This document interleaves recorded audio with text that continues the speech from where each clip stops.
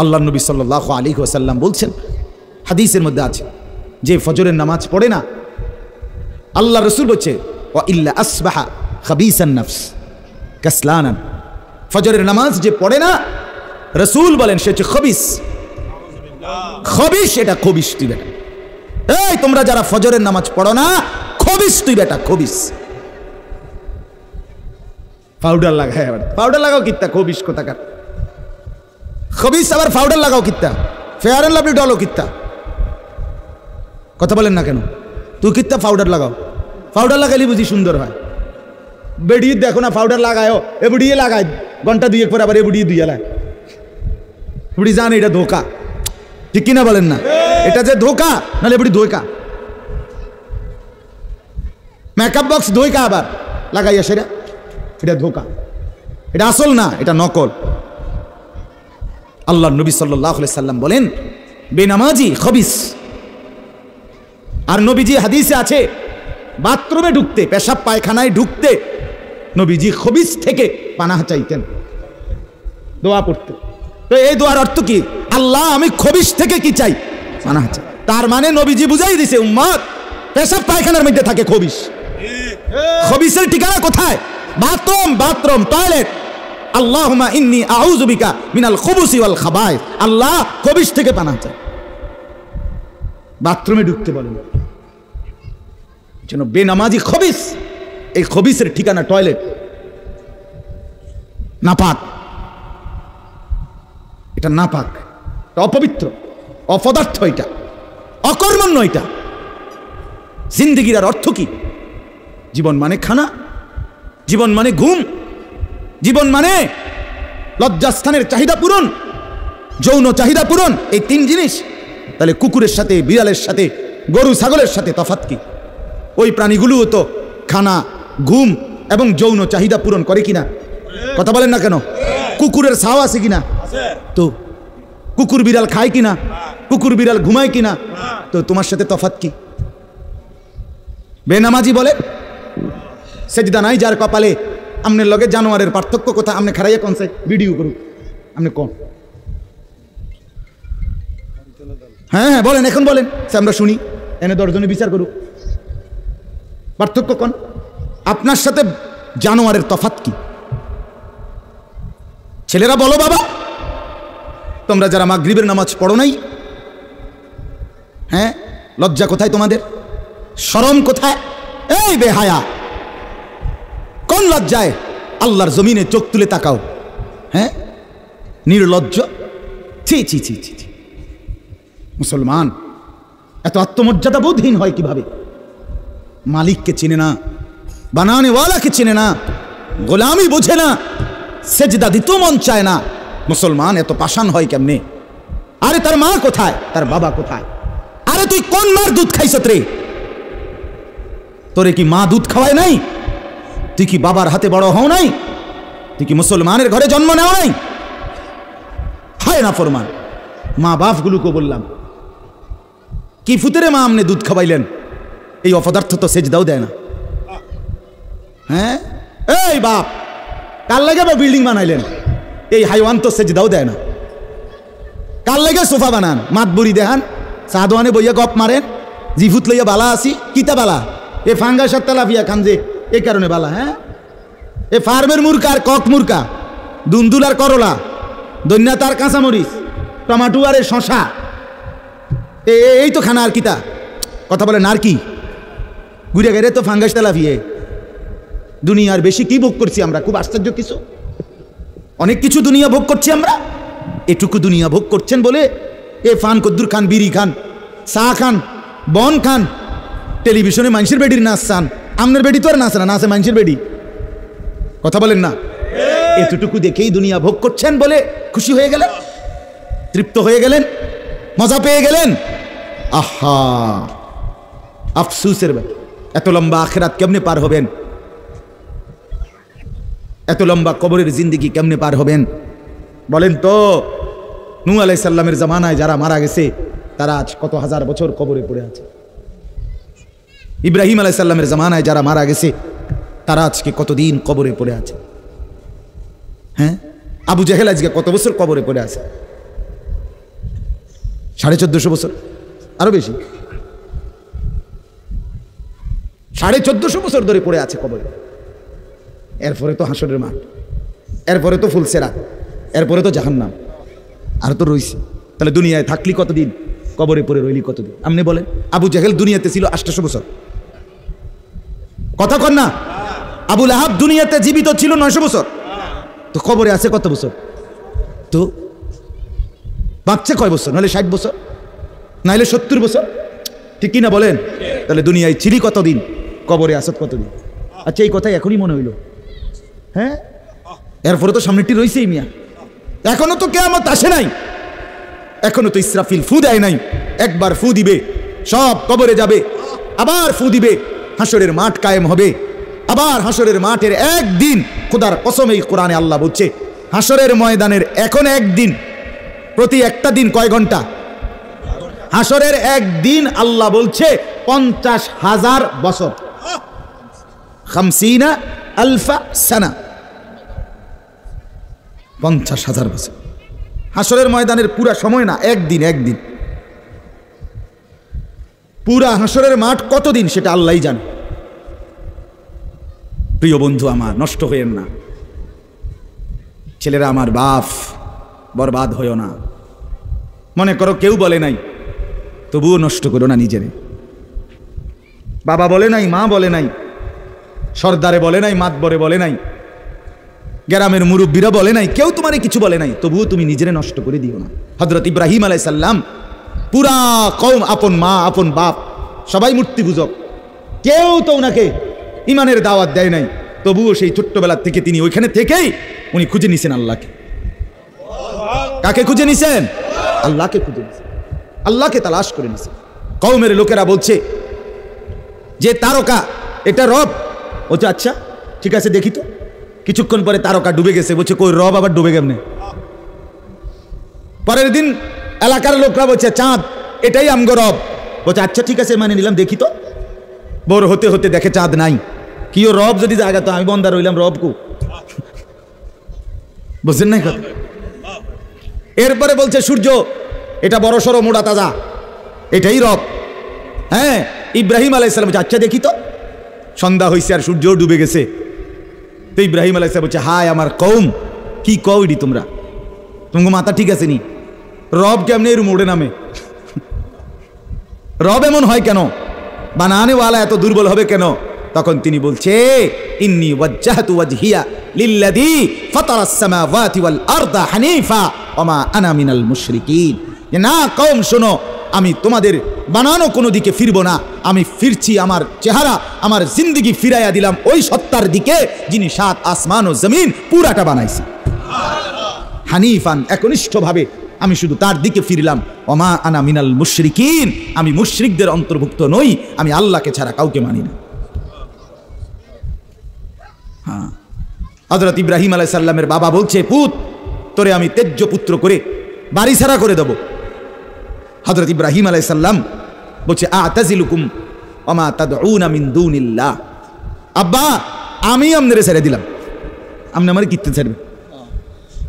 আপনি বাইত জায়গা দিতেন না, কিতে আমি আইলাম না আপনার বাইত। আমার ইমান দরকার, আমার আখিরাত দরকার। আমি বন দিয়ে কিতে করব? আমি সোফা দিয়ে করবো কি? আমি বিল্ডিং দিয়ে করবো কি? যার বাপে বিল্ডিং করে দিছে না, হাতে বেড়া পরে আর বিল্ডিং করতে পারছে না। মা কথা কয় না, বোঝেন নাই আমার কথাটা? যার বাপে জমি কিনা দিতে পারছে না, এবারে পরে এবারে ফুতে আর কোনোদিন জমি কিনতে পারছে না, তো তো কি আপনি যে একবার উল্টাইয়া গেছেন। হ্যাঁ, আরে ফুত, আমি যদি কদ্দুর কিছু করে দিয়ে যাইতাম না পারি, আমি মরলে তারা খাইবো কেমনে? না, তারা চিরা খাইবো। আর পরে আপনি 2 বস্তা চিরা কিনা দিয়ে যাই, আপনি মরলে আর কেউ দুনিয়াত কাম করতো না, আপনি একটা কামিলা মূর্তি আছেন শেষ। এটা ধোকার কথা না, বলেন না কেন? তো হযরত ইব্রাহিম আলাইহিস সালাম বলছে আব্বা আপনাকে ছেড়ে দিলাম। ওয়া মা তাদউনা মিন দুনিল্লাহ, আল্লাহকে বাদ দিয়ে যে আপনি যাকে ডাকেন, সেই মূর্তি, আল্লাহকে বাদ দিয়ে যেগুলোকে আপনি ডাকেন, বাপ আমি এগুলোকেও ছেড়ে দিলাম। এবার ইব্রাহিম নবী বললেন ও আদউ রাব্বি, আমি শুধু কেবল আমার রব আল্লাহকে ডাক দিলাম। গোটা দুনিয়া ছেড়ে দিলাম বাপ, সংসারও ছেড়ে দিলাম বাপ, আপনি মা বাবার মায়াও ছেড়ে দিলাম, আমি শুধু আমার আল্লাহকেই ডাকলাম। আসা আল্লাহ আকুনা বিদুআই রাব্বি শাকিয়া।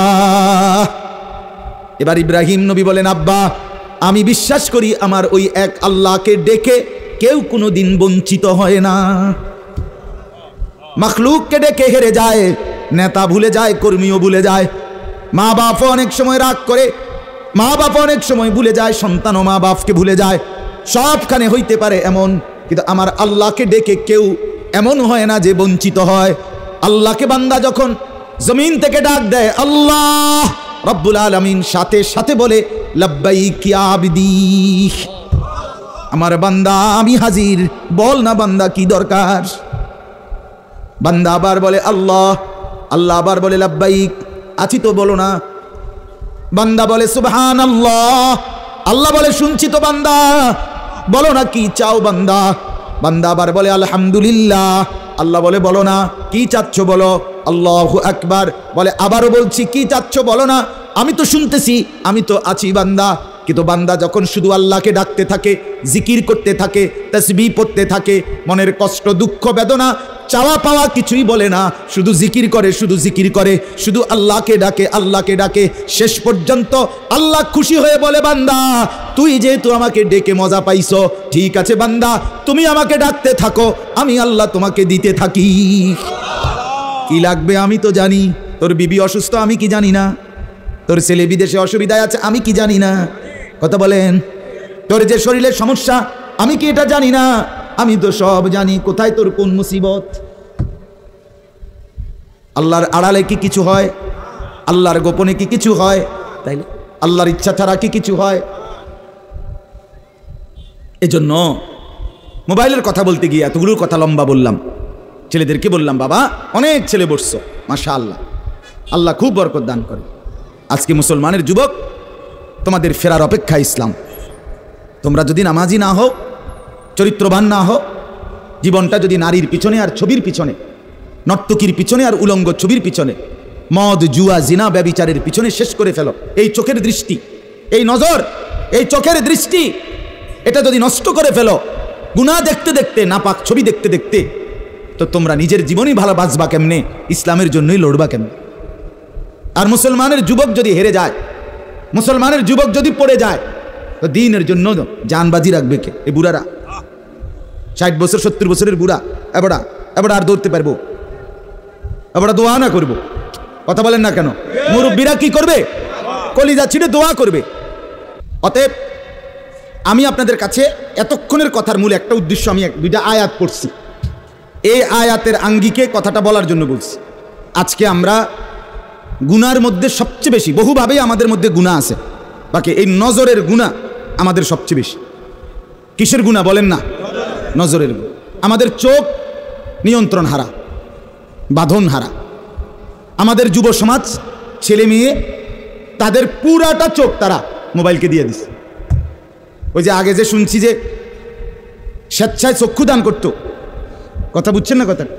হ্যাঁ, মরণোত্তর চক্ষুদান।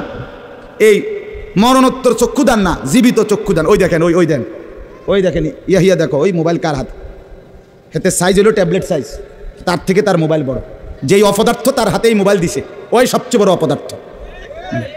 ওইটা একেবারেই অপদার্থ। সে যদি ভাই হয় তো ভাই অপদার্থ, বাপ যদি হয় ওইটা অপদার্থ বাপ। এই সন্তান নষ্ট করার সবচেয়ে বড় দায়ী আপন গার্জিয়ান। মা বেডি 2 বছরের বাচ্চাটারে বড় মোবাইলটা দিয়ে দিছে, তুই টিপ এটা, তুই তাবু ডিস্টার্ব করিস না, আমি সাইজ দিয়ে আসি ড্রেসিং টেবিলে, এ বুডি পাউডার ডলে, হাতে মোবাইল টিপ। কথা বুঝেন নাই? ও বেডি হিন্দি সিরিয়াল দেখে টেলিভিশনে, হ্যাঁ হিন্দি সিরিয়াল দেখে, ইন্ডিয়ান সিরিয়াল দেখে, কি দেখে? মনোযোগ দিয়ে দেখে। হিন্দি সিরিয়ালের সবগুলোর মূল বৈশিষ্ট্য হলো স্বামী স্ত্রীর ঝগড়া, শাশুড়ির থেকে জামাইরে কেমনে আলাদা করতে হবে, দেবর ননদের কেমনে স্বামীর থেকে বিচ্ছিন্ন করতে হবে, মানে সংসার কিভাবে তছনছ করবে, এটা হলো ওই বেঈমানদের সবচেয়ে বড় ষড়যন্ত্র। সবগুলোর বৈশিষ্ট্য এটা। মহিলারা এইটা দেখা বিবাহের পরে 6 মাসও একসাথে আর থাকতে চায় না। 6 মাসও না। বেডির সিদ্ধান্ত মরি আর বাসি, তে বেড়ারে তার বাপ মার থেকে আলাদা করুন। জীবনের সাধনা এটা। হায় হায় লানত, অভিশাপ ওই নারীর প্রতি যে নারী তুমি বেটি তোমার একটু সুখের জন্য স্বামী বেচারাকে আলগা করে লাইলা। তুমি তো কিছুক্ষণের সুখ হয়তো পাইবা, কিন্তু এই স্বামী মা বাবার নাফরমানির কারণে এই ছেলেটা তারে তো চিরদিনের জন্য জাহান্নামী বানাই দিল। মা বাপ যদি কষ্ট পায়, আহাজারি করে, মা বাপের কলিজার মধ্যে যদি ব্যথা লাগে, তো এই সন্তান জাহান্নামী হবে না? বলে এজন্য আমরা প্রত্যেকেই এই কথাটা বলতেছিলাম। আজকে আমাদের সবচেয়ে বড় গুনাহ আমাদের ছেলেদের, আমাদের মেয়েদের, আমাদের নারীদের, আমাদের পুরুষদের, আমাদের জওয়ান, আমাদের বুড়া, আমাদের যুবতী, আমাদের বৃদ্ধা, সবার একটাই বড় রোগ। আমরা চোখ অনিয়ন্ত্রিত। বুড়া মানুষও টেলিভিশন চায়, বুড়া চাচা বাঁকা হয়ে গেছে, কাশে বেরামে ধরে গেছে, কিন্তু এবার টেলিভিশন সাউন্ড, বেডিত সাউন্ড, চা দোকানে নাচ গান দেখার অভ্যাস ছোটে নাই। এমন অভ্যাস আছে কিনা বলেন না? যার নাই হেবটা রাগ না হইলেই ভালো। আর যে বেটা রাগ হইলে, আপনার অভ্যাস থাকলে, আপনার রাগ হইলেই কি আর আসলেই কি। অতএব নজর নিয়ন্ত্রণ করা চাই, নজর হেফাজত করা চাই, নজর সুন্দর করা চাই। অতএব আমার বাপ, আমি আপনাদের কাছে কোরআনুল কারীমের এই দুইটা আয়াতের তরজমা শুনাইতে চাই। এটা পুরুষদের জন্য, নারীদের জন্য, উভয়টা। একজন মুসলিম পুরুষ, তার ব্যাপারেও আল্লাহর হুকুম, একজন মুসলিম নারী, তার ব্যাপারেও আল্লাহর হুকুম। উভয়কে আল্লাহ তাআলা বলছে চরিত্রের হেফাজতের জন্য সবচেয়ে প্রথম শর্ত, 1 নাম্বার দৃষ্টি হেফাজত। কোনো মানুষের চরিত্র সুন্দর কিনা এটার প্রমাণ তার নজর ঠিক কিনা। আমি ওই কথা শুদ্ধ কয়, ফ্যান ফিনছে, শার্ট গাও দিছে, স্প্রে লাগাইছে, কথাবার্তা এমনি কুমাইয়া কয় জি জি জি আঙ্কেল কেমন আছেন, ভালো আছেন, এ আর মাশাআল্লাহ দেখছুনি ও ভদ্র ভদ্র বাইয়া পড়তে আছে একবারে বেড়া। না না না না, 1 নাম্বার পবিত্রতা, সুন্দর, উত্তম আখলাক, সৎ চরিত্রবানের 1 নাম্বার বৈশিষ্ট্য হলো যে যার চক্ষু নিরাপদ, যে চোখ নিরাপদ রাখে। 1 নাম্বার এটা আল্লাহ তাআলা বলছেন। আর চূড়ান্ত হলো যে নিজের লজ্জাস্থান হেফাজত করে। এই 2 দিকের বেড়া, মাঝখান দিয়ে এর ভিতরে যা আছে সবগুলো এতে নিয়ন্ত্রিত হবে। যে নিজের চোখকে হেফাজত করে, নামাইয়া রাখে, ভিন নারী, হ্যাঁ, যেই দৃশ্য দেখা, যেই ছবি, যেই নাচ গান, অশ্লীল দৃশ্য, হ্যাঁ, উলঙ্গ ছবি, বেপর্দা নারী, ভিন নারী, যাকে দেখার আমার কাছে অনুমতি নাই, আল্লাহ অনুমতি দেন নাই, তার থেকে নজর যে নামিয়ে রাখে এবং নিজের লজ্জাস্থান যে হেফাজত করে, আল্লাহ কোরআনে বলছে যালিকা আজকা লাহুম, এটাই হচ্ছে সর্বশ্রেষ্ঠ পবিত্রতা। এটাই হলো সর্বশ্রেষ্ঠ, কি বলেন না, পবিত্র, সেই বড় পবিত্র। এবার এই শুদ্ধ কথা কোক আর চিটেঙ্গা কথা কোক, কথা নোয়াখাইল্লা হোক আর সিলিটটা হোক, এটা দেখার বিষয় না। দেখার বিষয় হলো তার নজর দৃষ্টি এটা নিচের দিকে কিনা, আর লজ্জাস্থান হেফাজত কিনা। এই দেখেন আল্লাহ কি বলে শুনেন। 18 নম্বর পারা 24 নম্বর সূরা, সূরা নূর, এই সূরার 30 নম্বর আয়াত। আল্লাহ তাআলা বলেন, কুল, হে নবী আপনি বলুন, লিল মুমিনিন, সমস্ত মুমিন পুরুষদেরকে, পুরুষদেরকে মানে এই হুকুম কার্যকর শুরু হবে যেই ছেলেটা সাবালক হইছে, যেই মেয়েটা সাবালক হইছে, ওই দিন থেকে 100 কার্যকর। কোন ছেলের উপরে যেদিন গোসল ফরজ হয়েছে, প্রথম যেদিন তার বীর্যপাত হয়েছে, সেদিন থেকেই সে সাবালক, প্রাপ্তবয়স্ক, সেদিন থেকেই সে যুবক, সেদিন থেকে ইসলাম মানা পুরাটা 100 তার উপরে ফরজে আইন। ওই দিন থেকে তার 1 মিনিট 1 সেকেন্ড হিসাবের বাহির হবে না। প্রতি সেকেন্ড নিঃশ্বাসের জন্য তাকে মৃত্যু পর্যন্ত, মানে বালেগ হওয়ার দিন থেকে মৃত্যু পর্যন্ত যে হায়াত পাইছে, যেদূর আল্লাহর কাছে হিসাব দিতে হবে তদ্দূর। রাতের হিসাব, দিনের হিসাব, হাঁটলে বসলে উঠলে খাইলে ঘুমাইলে, এমনকি নিঃশ্বাসের হিসাবও খোদার কসম আল্লাহর কাছে দিতে হবে। কোনো মেয়ে যেদিন তার প্রথম মাসিক শুরু হয়েছে 13-14 বছর বয়সে, সেদিন থেকে সে প্রাপ্তবয়স্কা, সাবালিকা, সে যুবতী। অতএব সেদিন থেকে মৃত্যু পর্যন্ত তার হায়াত যতদিন পাইছে একদিনের ভালো মন্দ, জায়েজ না জায়েজ, হালাল হারাম, বৈধ অবৈধ সব কিছুর হিসাব সে আল্লাহর কাছে দিতে হবে। কথা বুঝলেন কিনা আপনি? হ্যাঁ, এটা জরুরি, এটা জরুরি। স্বামীর কারণে, শ্বশুরের কারণে স্ত্রী মহিলা বলেন আমার স্বামী বাধ্য করছে দেবরের সাথে দেখা করা, স্বামী বাধ্য করছে ভাসুরের লগে দেখা করতে, খোদার কসম স্বামী যদি আসমান ভাঙ্গেও মাথা চালায় তারপরও স্ত্রীর জন্য এই কথা মান্য করা স্বামীর হারাম। আর স্বামী যদি এই হারাম কাজের জন্য বাধ্য করে স্ত্রীকে, এই স্বামী জালেম। এই স্বামী কি বলেন না কেন? শাস্তো ভাই, জ্যাঠতো ভাই, খালতো ভাই, ফুফাতো ভাই, দুলা ভাই, তারারে কইছে বাদ বাইরা দাও, তুমি আজ্ঞায় দাও, তারা মেহমান সব সময় কি আর আইয়েনি? হ্যাঁ, যেই স্বামী বলে, যেই শ্বশুর বলে, এই উভয়টাই জালেম, নিকৃষ্ট পাপী, সীমা লঙ্ঘনকারী, সীমা লঙ্ঘনকারী। কোনো সন্দেহ নেই, কোনো সন্দেহ। আল্লাহকে, আল্লাহর হুকুমের বিরোধিতা করে মাখলুকের হুকুম মানা অনুমতি নাই, অনুমতি নাই। হযরত ইব্রাহিম আলাইহিস সালামের বাবা ওনাকে মূর্তি পূজা করতে বাধ্য করতে চাইছে, করছে না? কইছে না যে নরে তেজ্য পুত্র করে দেবো বেড়া? কোরআনের আয়াত। ইব্রাহিম আলাইহিস সালাম বলছে আমনেরে আমি ছেড়ে দিলাম। কিসের জন্য? ঈমানের জন্য। কিসের জন্য বলেন না? ওয়া ইন জাহাদাকা আলা আন তুশরিকা বি মা লাইসা লাকা বিহি ইলমুন ফালা তুতি'হুমা ওয়া সাহিবহুমা ফিদ দুনিয়া মা'রুফা। কোরআনে আল্লাহ বলেন তোমার মা বাপ যদি তোমাকে আমি আল্লাহর সাথে শিরিক করতে বলে তুমি কোনোভাবেই তার অনুসরণ করবে না। হ্যাঁ, তবে মা বাবার সাথে কষ্টদায়ক আচরণ করবে না, ব্যবহার করবে ভালো, ব্যবহার করবে উত্তম, তার গায়ে হাত দিবে না, তারে ধাক্কা দিবে না, তারে গালি দিবে না, তারে ধমক দিবে না, কিন্তু তার কথা মানবে না। কোন কথা? আল্লাহর নাফরমানির কথা, শিরিক, কুফর, নাজায়েজ, হারাম, হারাম। সেদিন আমার কাছে এক যুবক ভাই জিজ্ঞেস করছে কথা যে তার বাবা তাকে বাধ্য করতেছে তার দোকান দেখাইয়া 5 লাখ টাকা সুদে টাকা নিয়ে দিতে। মন নাই? আমি পরিষ্কার আমরা বলছি যে অসম্ভব কথা। তোমার বাপ প্রয়োজনে তোমার ঘর থেকে বের করে দিবে, দেও। এক তো তুমি তারে গালি দিও না, কিন্তু তুমি তার এই কথা মান্য না। এই কথা মানার অধিকার, যেটা আল্লাহ হারাম করছেন সেটা বাবার কথার কারণে হালাল? আরে বলেন না কেন? যেটা আল্লাহ হারাম করছেন সেটা স্বামীর কথার কারণে হালাল না?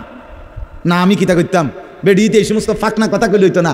তে বেড়া বাতানে চাইলানে আমি রাইন্দা দেই, এরপরে কিতো বেডি হাতে কইতে পারবো। আরে আলাপ এসব আলাপ করলে হইতো।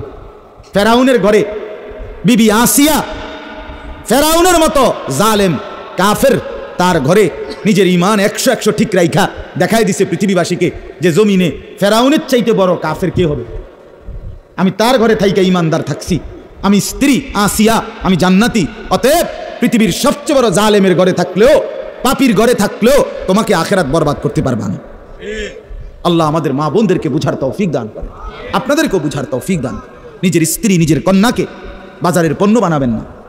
আত্মমর্যাদা বহুত বড় সম্পদ, গায়রত।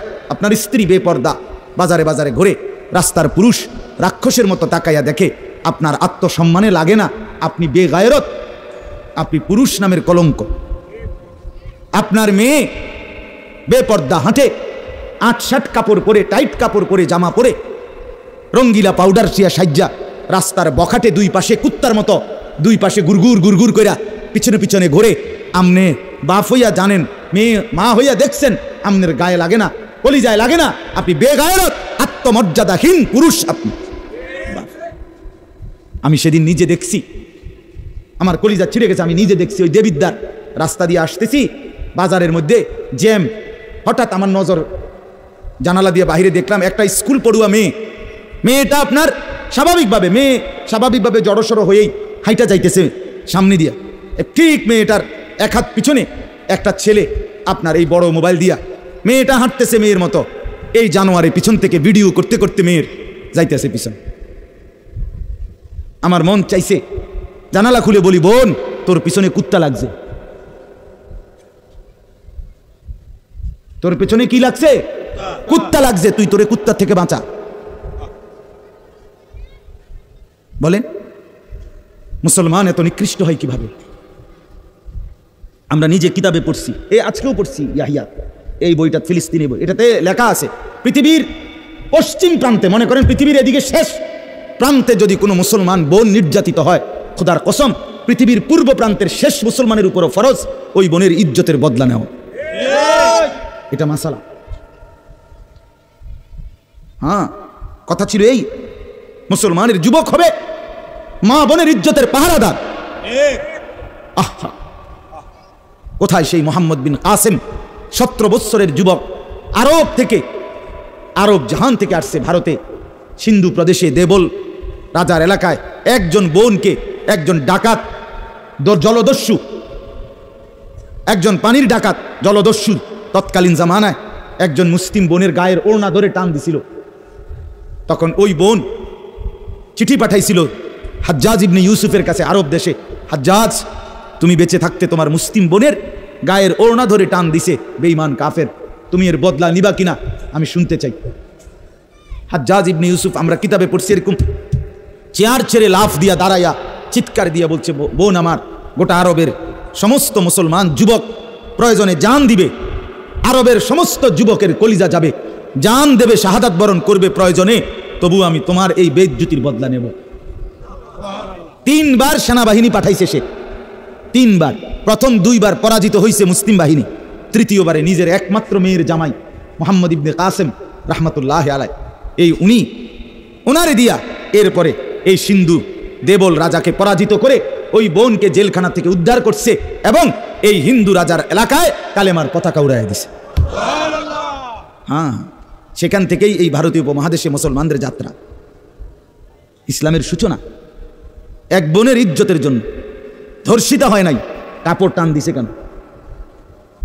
খলিফা মুতাসিম বিল্লাহ, এক ইহুদি খলিফা মুতাসিম বিল্লাহ, মুসলমানদের একজন খলিফার নাম উমাইয়া খলিফা।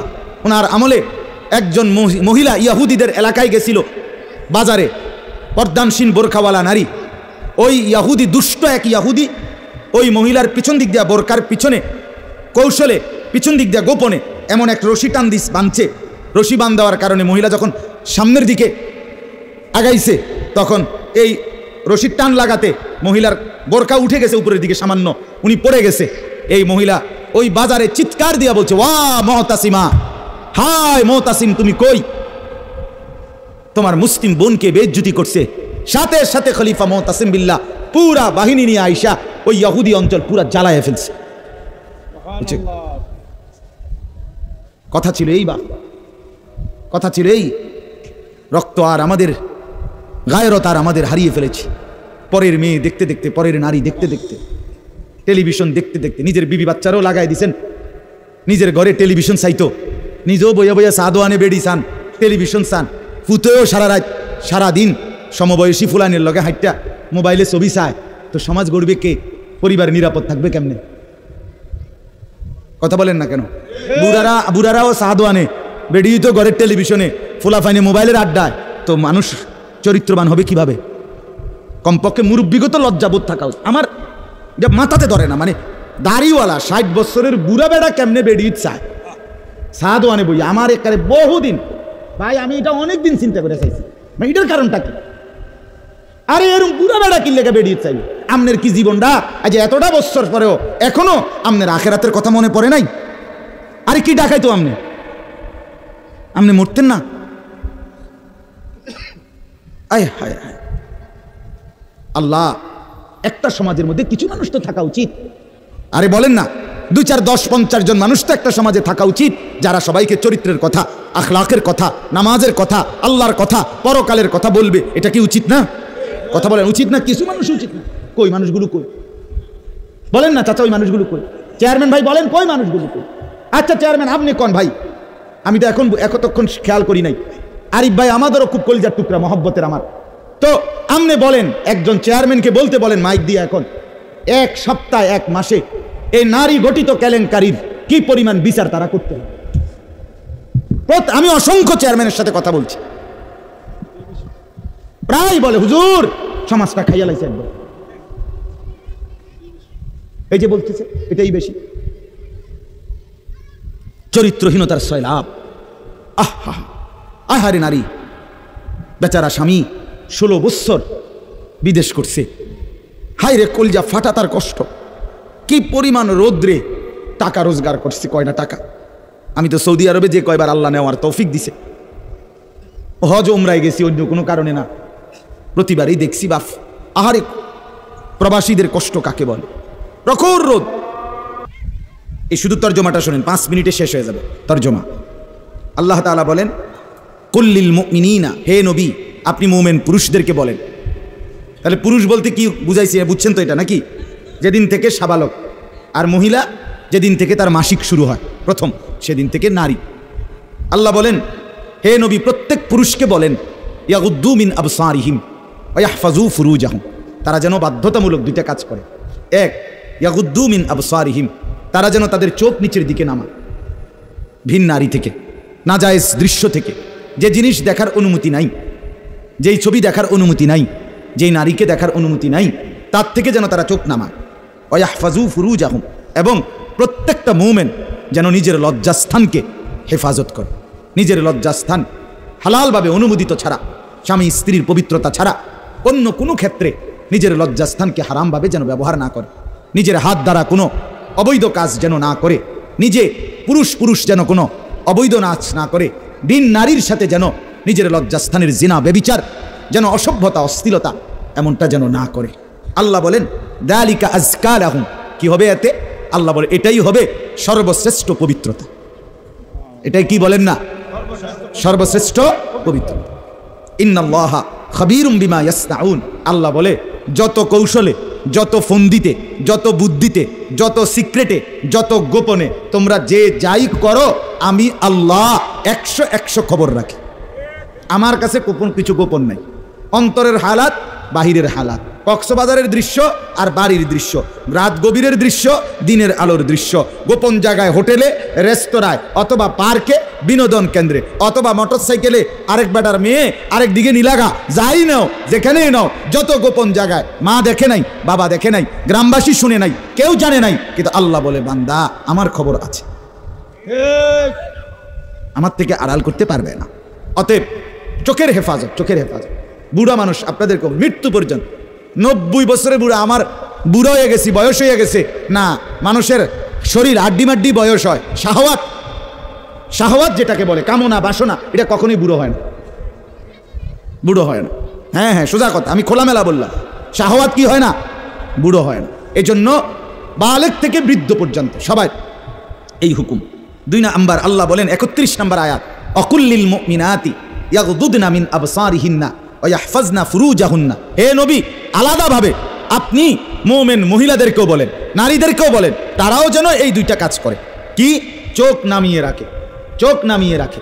কোনো নারী যেন রাস্তার পুরুষ, ভিন পুরুষ যাদেরকে দেখার অনুমতি নাই, এই যে দেবর, এই যে ভাসুর, চাচাতো ভাই, মামাতো ভাই, ফুফাতো ভাই, খালাতো ভাই, দুলা ভাই, এরকম মানুষগুলো যাদেরকে দেখার অনুমতি নাই, রাস্তার পুরুষ যাদেরকে দেখার, চোখ ফেলার অনুমতি নাই, তাদের থেকে যেন চোখ নামিয়ে রাখে। ওয়া ইয়াহফাজনা ফুরুজাহুন্না, আল্লাহ বলে প্রত্যেক নারীকে বলেন, হে নবী তারাও যেন তাদের লজ্জাস্থানের হেফাজত করে। এক নারীর সতীত্ব, তার ইজ্জত, তার সম্ভ্রম, এটাই তার জীবনের সবচেয়ে বড় সম্পদ। যে নারী সতীত্ব হারা, যে মেয়ে ইজ্জত হারা, তার জীবনে আর 2 পয়সার কোনো মূল্য নাই।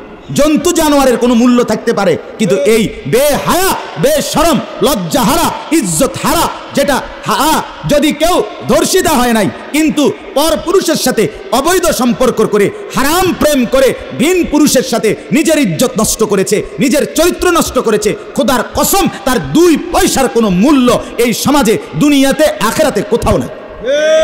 সে ঘৃণিত, সে লাঞ্ছিতা নারী, এটার আর কোনো মূল্য নাই। এই জন্য বিবাহ বহির্ভূত প্রেম করার পরে, বিবাহ করার পর এই বিবাহ আর টেকে না। আমার কাছে বলি, হুজুর কি গভীর সম্পর্ক ছিল, এখন বিয়ে করলাম, 8 মাস না যাইতেই সংসারটা জাহান্নামের টুকরা হয়ে গেছে। আমি বললাম মূল কারণ হইল, বিয়ার আগে আমনও হেবুডির কোনো দোষ ধরেন নাই, হেবুডিও আমনের কোনো দোষ ধরেন নাই, শুধুই কেবল ভালোই বাসছেন, কিচ্ছু আর কোনো ত্রুটি দেখেন নাই। তুমি না খুব ভালো, ও না এত ভালো, এটি তো ছিল আগে, যে সময় আপনি ভালো ভালো খাওয়াইছেন, চটপুটি, নুডলস, তারপরে বিভিন্ন বার্গার, এই সময় তো আরামে কথা কইছে। এখন যখন বিবাহ হয়ে গেছে, সংসার শুরু হয়েছে, এখন নুনের মধ্যেও দোষ, চিনির মধ্যেও দোষ। নুনও আগের মতো কড়া লাগে না, চিনিও আগের মতো মিঠা লাগে না। কথা বুঝেন নাই? এখন ভালোবাসা ঠুস। ভালোবাসা কি?